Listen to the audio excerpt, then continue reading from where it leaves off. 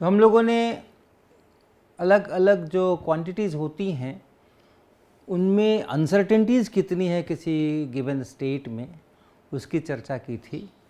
और ख़ास तौर पे हमने पोजीशन की और मोमेंटम की चर्चा की थी। तो अगर किसी पार्टिकल की किसी खास इंस्टेंट पर जो अवस्था है, जो स्टेट है, उसका वेव फंक्शन हमें पता हो तो फिर हम लोग उसके पोजीशन की, उसके मोमेंटम की, अनसर्टेनिटीज़ की बात कर सकते हैं। और पोजीशन के लिए अगर अनसर्टेनिटी करनी है तो हमने जो परिभाषा दी है उस परिभाषा के अनुसार ये delta x square root x square का एक्सपेक्टेशन वैल्यू और माइनस एक्सपेक्टेशन वैल्यू का स्क्वायर ऐसे देते हैं। और ये चीज़ें निकालते कैसे हैं, ये एक्सपेक्टेशन वैल्यूज़ जिसको मैं कह रहा हूँ वो कैसे निकालते हैं वो भी हम लोगों ने बताया था कि अगर पोजीशन का एक्सपेक्टेशन वैल्यू चाहिए तो आप x लें, mod psi x square d x से इसको गुना करें और तब फिर इंटीग्रेट कर दें x के फुल रेंज के ऊपर, x from minus infinity two plus infinity. ये चीज़ x का एक्सपेक्टेशन वैल्यू है, कभी कभी लोग एवरेज वैल्यू भी इसको कहते हैं। इसी तरीके से अगर मोमेंटम की बात करनी हो, डेल्टा p लिखना हो तो फिर उसको हम लोग p स्क्वायर का एक्सपेक्टेशन वैल्यू और माइनस p का एक्सपेक्टेशन वैल्यू का स्क्वायर ऐसा लिखते हैं। और जो p है, p का एक्सपेक्टेशन वैल्यू है वो है p और फिर AP स्क्वायर dp। ये AP कैसे निकालेंगे, अगर साई एक्स दिया हो तो वो भी हमने चर्चा की थी। लेकिन मुख्य बात ये याद रखने की है कि ये है प्रोबेबिलिटी कि मोमेंटम P और P प्लस dp के बीच हो। उसी तरीके से ये है प्रोबेबिलिटी कि पोजीशन x और x प्लस dx के बीच हो। तो उस वैल्यू को उस प्रोबेबिलिटी से मल्टीप्लाई करते हैं और पूरे को सम करते हैं, पूरे को इंटीग्रेट करते हैं। ऐसे ही अगर एक्स स्क्वायर का लिखना है तो हम एक्स स्क्वायर का एक्सपेक्टेशन वैल्यू भी ऐसे ही लिखते हैं, इंटीग्रेशन एक्स स्क्वायर और तब Sai x square d x. तो कोई भी एक्स का कोई भी फंक्शन हो, स्क्वायर हो, क्यूब हो और कोई फंक्शन हो, तो उस फंक्शन को हम ऐसे ही करके और उसकी एक्सपेक्टेशन वैल्यू निकाल सकते हैं। पी स्क्वायर का लिखना होगा तो पी स्क्वायर करके और जो मोमेंटम वाली प्रोबेबिलिटी है उससे इसको गुना करके इंटीग्रेट करेंगे पी के रेंज पे तो वो मिलेगा। और हाइजेनबर्ग अनसर्टेनिटी प्रिंसिपल हमने स्टेट किया था कि अगर आप ऐसे प्रिसाइसली इनको डिफाइन करते हैं दोनों को तो ये प्रोडक्ट कभी भी आप h×2 से नीचे नहीं ले जा सकते हैं, जबकि एक ही स्टेट में नापे गए ये दोनों चीज़ें हैं, ये ध्यान रखने का है। तो अगर हमने एक स्टेट बनाया है जिसमें इतना डेल्टा x है, इतना डेल्टा p है, तो ये प्रोडक्ट इतना ज़रूर होगा, h×2 से ज़्यादा ही होगा, उससे कम नहीं हो सकता। ये हम लोगों ने बात की। अब कई सारे प्रपोजल्स लोगों ने सोचे कि ऐसा कर देंगे तो शायद हम डेल्टा x को भी बहुत कम कर सकते हैं, डेल्टा p को भी बहुत कम कर सकते हैं, वगैरह वगैरह। अब जैसे एक थॉट एक्सपेरिमेंट जिसका मैं अभी वर्णन कर रहा हूँ, ऐसा कल्पना करें कि आपके पास कोई फिलामेंट है और कुछ है जिसको आप गर्म करके और कुछ करके उसमें से इलेक्ट्रॉन्स बाहर निकाल रहे हैं, फिर उनको एक ख़ास पोटेंशियल डिफरेंस से आप ले जा रहे हैं ताकि उनकी कुछ काइनेटिक एनर्जी हो जाए, और वो हो करके मान लीजिए इस रेंज के अंदर में आपने उसको एक्सेलरेट किया है, और अब यहाँ से जब ये बाहर निकल रहे हैं, ये इलेक्ट्रॉन्स निकल रहे हैं, तो उन इलेक्ट्रॉन्स की काइनेटिक एनर्जी अब हो गई है। जितना आपने यहाँ वोल्टेज लगाया होगा उसके अनुसार कुछ इसकी काइनेटिक एनर्जी हो गई है। और काइनेटिक एनर्जी अगर हो गई है तो फिर जो मोमेंटम है वो भी हम लोग यहाँ से पता कर सकते हैं, 2m ऐसा पता कर सकते हैं। तो अगर ये जो डायरेक्शंस हैं वो डायरेक्शंस कुछ ठीक ठाक हो जाएं तो हमें पता चल सकता है कि भाई इसका इतना लीनियर मोमेंटम है। लेकिन अगर ऐसा है तो इसका पोजीशन जो है वो काफ़ी अनसर्टेन है, यहाँ है कि यहाँ है कि यहाँ है कि यहाँ है, यहाँ पता नहीं है। और लीनियर मोमेंटम का भी हम x कंपोनेंट ही लेते हैं, इसको x डायरेक्शन कहते हैं हम। तो इस लीनियर मोमेंटम का x कंपोनेंट यहाँ कुछ है, यहाँ कुछ है, यहाँ कुछ है, यहाँ कुछ है, यहाँ कुछ है। तो जो x डायरेक्शन में लीनियर मोमेंटम है उसमें भी अनसर्टेनिटी है, और एक्स डायरेक्शन में जो इलेक्ट्रॉन का पोजीशन है उसमें भी कुछ अनसर्टेनिटी है। लेकिन अगर हमने इसको रीजनेबली वेल कॉलिमेट कर लिया है, किसी प्रकार से इसका फोकस करके ऑलमोस्ट हम उसको पैरेलल ले आए हैं और ऐसा ऑलमोस्ट पैरेलल ले आए हैं, तो हम ये कल्पना कर सकते हैं कि शायद हमने एक ऐसा स्टेट तैयार कर लिया है जिसमें लीनियर मोमेंटम का एक्स कंपोनेंट काफ़ी हद तक ज़ीरो के आसपास है, डेल्टा पी काफ़ी कम है। तो इलेक्ट्रॉन्स वगैरह को फोकसिंग करने के अपने तरीके होते हैं। इलेक्ट्रिक फील्ड लगाइए एक प्रॉपर डायरेक्शन में, मैग्नेटिक फील्ड लगाइए, उसको आप उसकी फोकसिंग कर सकते हैं। तो इसको आप एक पैरेलल बीम बना सकते हैं जिसका जो बिखराव है, जो फैलाव है, जो झुकाव है वो बहुत कम है। तो वैसी हालत में px जो है वो बहुत छोटा है, px बहुत छोटा है और डेल्टा px भी बहुत छोटा है, क्योंकि px से छोटा है, ज़ीरो ही के आसपास रहता है। तो जो डिस्पर्सन है, जो अनसर्टेनिटी स्प्रेड है, वो भी काफ़ी कम है। लेकिन इसका पोजीशन की अनसर्टेनिटी काफ़ी है कि यहाँ है कि यहाँ है कि यहाँ है कि यहाँ है, पता नहीं। तो इसके पोजीशन की अनसर्टेनिटी को कम करने के लिए एक आप ऐसा सोच सकते हैं कि हम एक इस तरीके का हमने एक छेद बनाया कि ये इलेक्ट्रॉन्स अगर यहाँ टकराते हैं तो इसमें एब्जॉर्ब हो जाते हैं, यहाँ टकराते हैं इसमें एब्जॉर्ब हो जाते हैं। लेकिन अगर इन दोनों के बीच में जो खाली जगह है वहाँ से अगर निकल जाए तो फिर वो निकल जाते हैं। तो ये जो इलेक्ट्रॉन्स यहाँ से निकल रहे हैं, इनके बारे में आप कह सकते हैं कि ये ज़रूर इनका पोजीशन इससे इसके इतने के बीच में होगा। तो ये जो अनसर्टेनिटी इतनी बड़ी थी उसमें पोजीशन की, वो हमने घटा करके इतनी कर दी। तो हम अगर स्लिट बहुत पतली लें, ये छेद बहुत छोटा रखें, तो ये अनसर्टेनिटी हम कम करते जा सकते हैं इन प्रिंसिपल। लेकिन ये करने के सिलसिले में ये डेल्टा एक्स यहाँ पे बहुत बड़ा था, फिर हमने अपना ये यंत्र लगा करके उस डेल्टा एक्स को बहुत छोटा कर दिया। लेकिन जिस समय हमने ये यंत्र नहीं लगाया था उस समय में इसका जो लीनियर मोमेंटम था एक्स डायरेक्शन में, इधर के डायरेक्शन में, वो ऑलमोस्ट ज़ीरो था, क्योंकि हमने बीम पैरेलल करके रखी हुई थी और इसलिए उसमें कोई स्प्रेड भी नहीं था या बहुत मामूली स्प्रेड था। तो डेल्टा px भी हमारा बहुत कम था, ये भी करीब करीब ज़ीरो के आसपास था, या कहे जितना काफ़ी कम था ऐसा कह सकते हैं। लेकिन अब इस छेद में से होकर के और जो इलेक्ट्रॉन्स जा रहे हैं, तो अब उन इलेक्ट्रॉन्स का यहाँ से डिफ्रैक्शन होगा, विवर्तन होगा। आपको ध्यान होगा कि अगर आप एक वायर लेते हैं और उस पर लेज़र लाइट डालते हैं तो आपको दूसरे साइड स्क्रीन के ऊपर डिफ्रैक्शन दिखाई पड़ता है, उसके पैटर्न्स दिखाई पड़ते हैं। वैसे ही अगर एक छेद में से भी होकर के अगर आप लाइट भेजें तो उसके भी डिफ्रैक्शन दिखाई पड़ते हैं, और वही रूल्स इलेक्ट्रॉन्स पर भी लागू होते हैं। इलेक्ट्रॉन्स को भी अगर एक छेद में से होकर के भेजें तो उसके डिफ्रैक्शंस होते हैं। अर्थात ये इलेक्ट्रॉन्स जो यहाँ पैरेलल थे, ये अब ये पैरेलल नहीं हो करके और कुछ इनमें ऐसा इस तरीके का कुछ डिफ्रैक्शन होने वाला है, ऐसा कुछ डिफ्रैक्शन होने वाला है। और यहाँ आप देखेंगे तो एक ख़ास रेंज के अंदर में आपको काफ़ी सारे इलेक्ट्रॉन्स मिलेंगे और उसके बाद नहीं मिलेंगे, और फिर उसके बाद थोड़ी देर के बाद आपको मिलेंगे। तो इस स्क्रीन पे अगर आप देखें, ये अगर वो स्क्रीन हो और यहाँ पर से कहीं वो छेद हो, उस छेद से होकर के इलेक्ट्रॉन जा रहे हो, तो यहाँ पर आपको एक रीजन मिलेगा जिसमें ज़्यादातर इलेक्ट्रॉन्स इतने में ही होंगे, और उसके बाद फिर यहाँ पे इलेक्ट्रॉन्स नहीं पहुँचेंगे, और फिर एक एन्युलर रिंग टाइप का रीजन होगा जहाँ कुछ इलेक्ट्रॉन्स पहुँचेंगे, फिर नहीं पहुँचेंगे, फिर पहुँचेंगे। ऐसे आपको रिंग्स दिखाई पड़ेंगे। तो इनको आप एक बार को नेग्लेक्ट भी कर दें तो इलेक्ट्रॉन्स इतनी दूर के अंदर में तो ज़रूर पहुँच रहे हैं, और इसलिए यहाँ पर आने के बाद वो पैरेलल नहीं रह गए हैं, वो स्प्रेड कर गए हैं।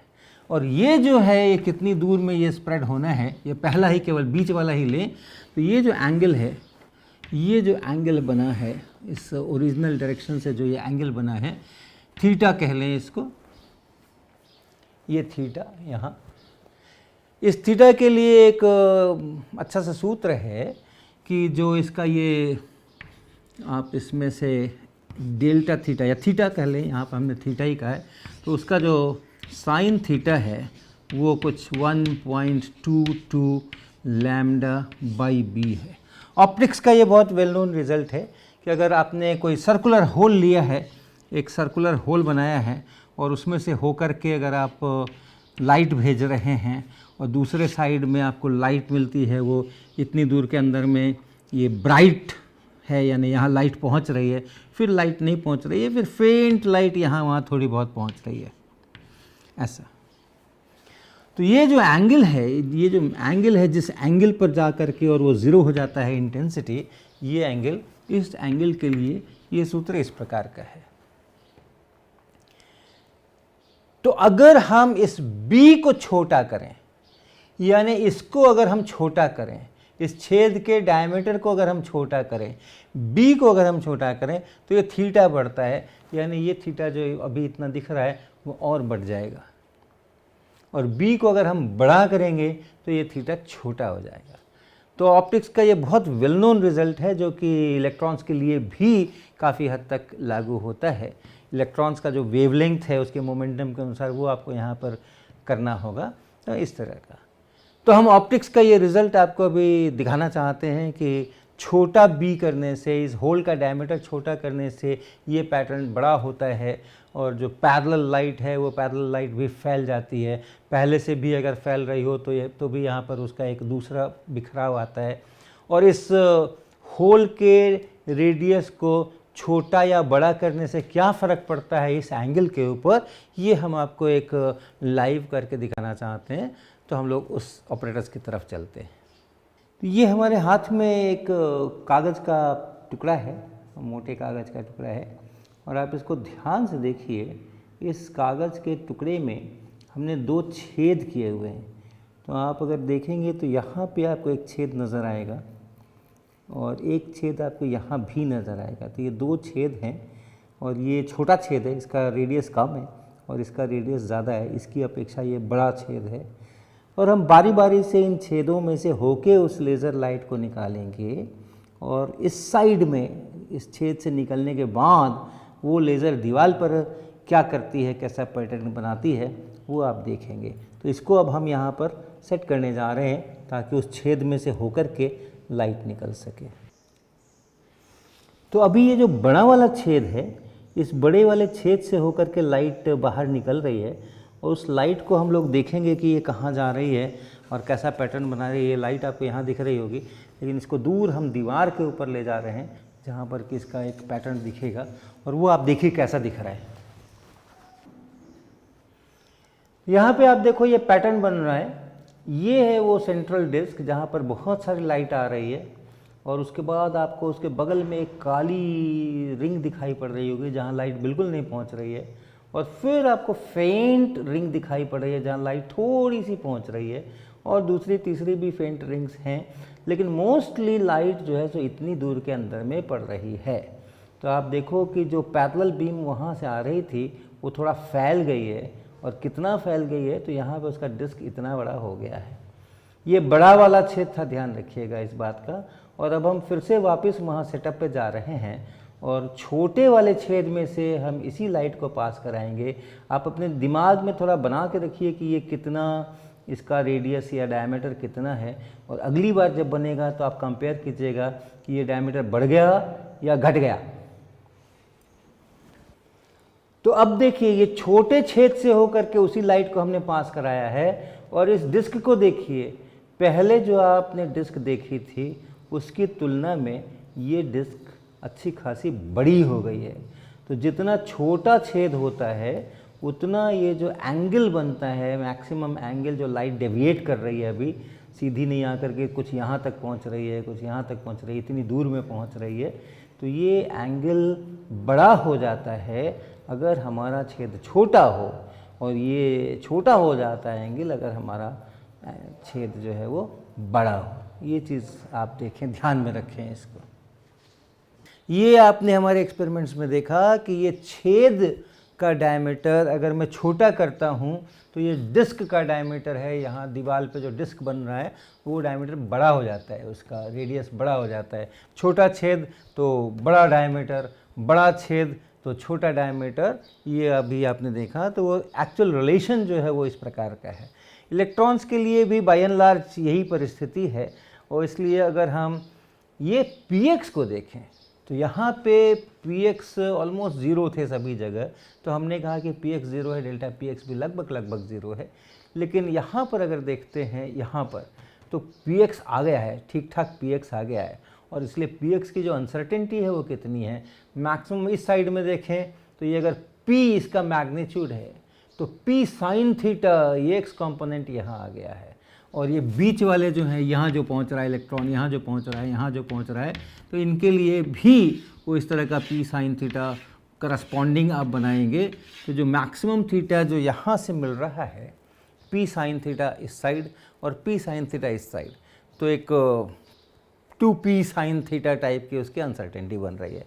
तो आप लिख सकते हैं delta p is of the order of, हम इसके लगभग मान ही लिख रहे हैं, वो मैथमेटिकल डेफिनेशन नहीं ले रहे, तो ये होंगे हमारे p साइन थीटा इस ऑर्डर के, डबल ऑफ दिस भी आप चाहो तो कह सकते हो, और इसका मतलब हो गया p इंटू ये समझो लैम्डा बाई डी है, ये लैम्डा बाई बी है, तो ये करीब करीब ऐसा। और p जो मैग्नीट्यूड है वो मैग्नीट्यूड हमने कितना यहाँ एक्सेलरेट किया है उससे डिसाइडेड है, और उसको आप लैम्डा के साथ रिलेशन कर सकते हो। ये p को आप लिख सकते हैं h by lambda, de Broglie relation, p बराबर h बटा लैम्डा और इनटू लैम्डा बाई बी, तो यानी h बाई बी है ये, डेल्टा p जो है वो h by B into some constant, depends कि आप कैसे उसको डिफाइन करते हैं। लेकिन एक बात स्पष्ट है कि अगर हम इस छेद को छोटा करें तो हमारी जो पोजीशन की अनसर्टेनिटी है वो घटती है, क्योंकि ये जो b है यही हमारे पोजीशन की अनसर्टेनिटी है। डेल्टा x जो है वो इस p के ही ऑर्डर का है, क्योंकि हमने इसको यहीं से कन्फाइन किया। यहाँ पे मैं देख रहा हूँ तो पता है इसी छेद में से आए हैं, तो इससे इधर नहीं होंगे, इससे इधर नहीं होंगे, तो जो डेल्टा x है वो इस b के ऑर्डर का है, इस b के ऑर्डर का है। तो अगर आप छेद छोटा करेंगे तो ये पोजीशन की अनसर्टेनिटी घटेगी। लेकिन अगर पोजीशन की अनसर्टेनिटी आपने घटा दी तो फिर प्रकृति के नियम कहते हैं कि मोमेंटम की अनसर्टेनिटी आपकी बढ़ जाएगी, क्योंकि मोमेंटम की अनसर्टेनिटी h बाई बी है। b छोटा करेंगे तो ये अनसर्टेनिटी बढ़ जाएगी। तो हमारे जो डिफ्रैक्शन के रूल्स हैं जो बिल्कुल अलग हैं, कहाँ डिफ्रैक्शन और कहाँ ये चीज़ें हो रही हैं, लेकिन हमारे सारे फिज़िक्स के रूल्स इस प्रकार से हैं कि आपने b घटाया, डेल्टा x घट गया, डेल्टा p बढ़ गया, तो आपको कोई फ़ायदा नहीं हुआ, वो प्रोडक्ट जो है वो वैसा का वैसा ही रह गया। अगर आप डेल्टा x और इंटू डेल्टा p की बात करें तो डेल्टा x जो है वो कुछ b के ऑर्डर का है और ये h बाई बी के ऑर्डर का है, तो यानी h से आप उससे ज़्यादा बहुत छोटा कर नहीं सकते हो। तो ये इस प्रकार के आप कई तरह के डिज़ाइन सोचो जिसमें कि आप लीनियर मोमेंटम को खूब अच्छी तरह से मेज़र करने का कोशिश करो, तो आप देखेंगे कि वो मेज़र तो हो जाएगा, लेकिन फिर x की अनसर्टेनिटी बढ़ जाएगी। वो जो प्रोडक्ट है वो प्रोडक्ट उतना का उतना ही रह जाएगा। अब इस प्रोडक्ट को मिनिमम कैसा वेव पैकेट हो ताकि ये जो प्रोडक्ट है delta x into delta p ये सबसे छोटा हो जाए, और सबसे छोटा इस समय जो हम कह रहे हैं delta x into delta p वो बिल्कुल उस मैथमेटिकल डेफिनेशन के अनुसार कह रहे हैं। तो उसके लिए एक जो फंक्शन है जिसमें कि वो ठीक h क्रॉस बाई 2 होता है, उससे छोटा हो नहीं सकता, यही हाइजेनबर्ग का अनसर्टेनिटी प्रिंसिपल है। और वो मिनिमम कब होगा, तो उसके लिए जो एक वेव फंक्शन का रूप है वो हम आपको लिखने जा रहे हैं कि ऐसा वेव पैकेट अगर होगा तब फिर वो सबसे छोटा होगा। और ये वेव फंक्शन हम उदाहरण के रूप में कई बार लिख चुके हैं, और फिर से उसको हम लिख रहे हैं। ये वेव फंक्शन है कुछ कांस्टेंट जो वास्तव में 2 by pi a square in power 1/4 ऐसा कांस्टेंट है। फिर e पे पावर और माइनस x नॉट का whole square divided by a square और इनटू e पे power i by h cross और p नॉट x। ये वेव फंक्शन हमने कई बार लिखा है, इसको हम लोग गॉसियन वेव फंक्शन कहते हैं, गॉसियन वेव पैकेट ऐसा बोलते हैं इसको। और इस फैक्टर के कारण से इसकी अगर आप मॉड साई एक्स का देखें, मॉड साई एक्स स्क्वायर अगर कर दें तो ये और इसका कॉम्प्लेक्स कॉन्जुगेट गुना होकर के 1 हो जाएंगे, और तब ये जो कैपिटल ए कह दें इसको, ये कैपिटल ए, ऐसा क्यों लिया, ऐसा वाला क्यों लिया, ताकि ये नॉर्मलाइज्ड हो जाए। अगर हम इस mod psi x square d x को पूरे में इंटीग्रेट कर दें तो वो 1 हो जाए, उसके लिए ये लिया हुआ है। तो ये ए का स्क्वायर ई पे power -2 times x minus x not का स्क्वायर और फिर बटा ए स्क्वायर, ऐसा। और इसकी शक्ल तो हम लोग प्लॉट कर सकते हैं, और इसकी शक्ल जो है वो कुछ इस प्रकार की होगी, कुछ इस प्रकार की होगी। ये जो मैक्सिमम है ये है एक्स नॉट, एक्स बराबर एक्स नॉट, यहाँ पर मैक्सिमम, फिर दोनों तरफ इसका एक्सपोनेंशियल डिके, इस प्रकार का ये फंक्शन है। और इसको अगर आप सोचें ये भी उसी प्रकार का है, केवल इसका जो यहाँ पर ये ए है वो इसकी जगह a/√2 अगर करेंगे तो ये 2 आपको मिल जाएगा, बाकी इसी का प्रकार है। ऐसा ही शक्ल इसका भी होगा, लेकिन उसके साथ में ये ऑसिलेटिंग फंक्शन भी शामिल है। जो वेव फंक्शन है उसमें ये ऑसिलेटिंग फंक्शन भी शामिल है। ऑफ कोर्स आई है, मुझे प्लॉट करना नहीं चाहिए, लेकिन ये ऑसिलेटिंग है, इसका जो पीरियड है वो यहाँ से पता है अपने को कि कितना पीरियड है, ऐसा ये वेव फंक्शन है। इसमें अगर आप डेल्टा एक्स निकालना चाहते हैं तो आपको करना पड़ेगा क्या, x into mod psi x का स्क्वायर डी एक्स, ये है x का एक्सपेक्टेशन वैल्यू ये, और ये आप करेंगे तो ये एक्स नॉट ही आएगा, क्योंकि ये सिमेट्रिक है इसके अबाउट। तो आप देख के भी बता सकते हैं कि इसका जो एवरेज वैल्यू आना है पूरे पे जब इंटीग्रेट करेंगे, पूरे पे जब इंटीग्रेट करेंगे तो ये ऐसा ही आना है। एक्स स्क्वायर का एक्सपेक्टेशन वैल्यू, इसको देखें, एक्स स्क्वायर का एक्सपेक्टेशन वैल्यू इसको देखें, ये है -∞ to +∞ x square into mod psi x square d x, और ये अगर आप करेंगे तो क्या आएगा, ये आएगा a² / 4 + x not square. Integration करना है, इसकी जगह पर आप ये यहाँ पर पूरा रख दें और उसके बाद इंटीग्रेशन करें, इंटीग्रेशन करके लिमिट्स रखें तो आपको ये इतना आने वाला है। और इसलिए अगर आप डेल्टा एक्स देखते हैं, ये अनसर्टेनिटी ये देखते हैं, √² x square average minus x average या एक्सपेक्टेड वैल्यू उस ये, तो फिर इसमें से आपको इसका स्क्वायर घटाना है, तो ये एक्स स्क्वायर से इस एक्स स्क्वायर को काटना है, एक्स नॉट स्क्वायर से इस एक्स नॉट स्क्वायर को काटना है, और a² / 4 बचेगा, और स्क्वायर रूट लेंगे तो ये a/2 बनेगा। तो इसी प्रकार आप डेल्टा p निकालेंगे। थोड़ा काम लंबा है डेल्टा p के लिए, क्योंकि डेल्टा p निकालने के लिए फिर आपको एक्सपेक्टेशन वैल्यू ऑफ p² निकालना है, एक्सपेक्टेशन वैल्यू ऑफ p निकालना है, ऐसा करना है, उसका स्क्वायर रूट करना है। और ये एक्सपेक्टेशन वैल्यूज़ निकालने के लिए वो प्रोबेबिलिटी लाना है, मोमेंटम वाली प्रोबेबिलिटी, तो AP चाहिए, पहले AP चाहिए। ये AP का मॉड स्क्वायर DP ये प्रोबेबिलिटी है, और इसके साथ जब आप P को मल्टीप्लाई करके इंटीग्रेट करेंगे -∞ से +∞, तो आपको ये P का एक्सपेक्टेशन वैल्यू मिलेगा। और अगर आप p² को करेंगे ऐसा, तो आपको ये डेल्टा p, आपको ये p² का एक्सपेक्टेशन वैल्यू मिलेगा। AP कैसे निकालते हैं वो भी हमने कई बार बताया है। AP कैसे निकालते हैं, उसके लिए 1/2 पाई h× स्क्वायर रूट यहाँ, फिर इंटीग्रेशन और साई एक्स यहाँ, और e पे power -IH × px p into x यहाँ, और p पर इसको, x पर इसको आप इंटीग्रेट करेंगे -∞ टू +∞, ऐसा करेंगे तो आपको ये AP निकल करके आएगा। और ये AP निकलने के बाद इस AP को आप यहाँ पुट करेंगे और यहाँ पुट करेंगे तो आपको ये दोनों मिलेंगे। उसको जब आप यहाँ पुट करेंगे तो आपको ये डेल्टा P मिलेगा। और ये सब करके जब आप पाएंगे कि डेल्टा P कितना निकला अंत में, तो वो आपको मिलेगा वो आपको मिलेगा h cross by A. h cross by A मिलने वाला है ये सारा इंटीग्रेशन करके। कठिन नहीं है बहुत ज़्यादा इंटीग्रेशन, क्योंकि और बल्कि आप थोड़ा सा आगे बढ़ेंगे तो ऐसा ही वाला इंटीग्रेशन मिलने वाला है, और यही रिजल्ट आप वहाँ इस्तेमाल कर सकते हैं ये बताने के लिए।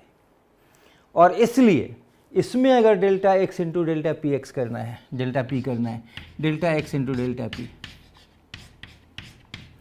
तो डेल्टा एक्स ये एच ए बाई टू है, ए बाई टू है, और ये एच क्रॉस बाई ए है, और इसलिए ये product H cross by two है। और आप कोई भी वेव फंक्शन लेके शुरू करेंगे तो delta x into delta P इससे कम नहीं हो सकता है। तो ये मिनिमम अनसर्टेनिटी प्रोडक्ट वाला वेव फंक्शन ये है। इसको गॉसियन वेव फंक्शन हम कहते हैं। दो कंडीशंस हैं। इस फंक्शन को, इस तरह के फंक्शन को गॉसियन फंक्शन कहा जाता है गणित के अंदर में। और जब हम वेव पैकेट की बात कर रहे हैं तो ये गॉसियन तो होना ही चाहिए, साई एक्स को गॉसियन तो होना ही चाहिए। और उसके साथ में ये जो फैक्टर है e to the power i, और उसके बाद ये जो फैक्टर है, एक्चुअली किसी भी फंक्शन को कॉम्प्लेक्स फंक्शन को आप ऐसे लिख सकते हैं, ऐसे लिख सकते हैं। कुछ भी, कोई भी कॉम्प्लेक्स नंबर हो तो आप उसको ऐसे लिख सकते हैं। हाँ, उसका एक जो एब्सोल्यूट वैल्यू है कॉम्प्लेक्स कॉन्जुगेट से गुणा करके स्क्वायर रूट ले लीजिए, और उसके बाद e to the power i5 ऐसे आई। इसको फेज फैक्टर कहते हैं, इसको मैग्नीट्यूड कहते हैं। किसी भी फंक्शन को या किसी भी कॉम्प्लेक्स नंबर को आप ऐसे कह सकते हैं। तो ये जो फाई है, this should be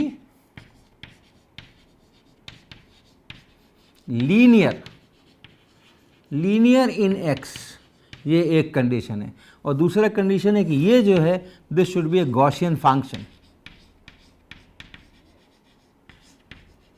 Gaussian function मतलब ये वैरायटी का फंक्शन, ई पे एक नॉर्मलाइजेशन कांस्टेंट है, फिर ई पे पावर है, और फिर माइनस है एक्स माइनस एक्स नॉट का होल स्क्वायर है, और डिवाइडेड बाई किसी कांस्टेंट का स्क्वायर है। ये गॉसियन फंक्शन है। ये दो कंडीशंस अगर लागू होते हैं तो उसको हम लोग गॉसियन वेव पैकेट कहते हैं। और उस गॉसियन वेव पैकेट के अंदर में अनसर्टेनिटी प्रोडक्ट मिनिमम होता है। तो यहाँ पे हम आज का लेक्चर ख़त्म करेंगे, और कुछ बहुत प्यारे प्यारे मैथमेटिकल टूल्स हैं, पहले हम उनका थोड़ा अभ्यास करेंगे। पहले हम थोड़े से सवाल करेंगे, इसके ऊपर कुछ न्यूमेरिकल प्रॉब्लम्स करेंगे आगे के लेक्चर में, और उसके बाद फिर हम उन मैथमेटिकल टूल्स को डेवलप करेंगे।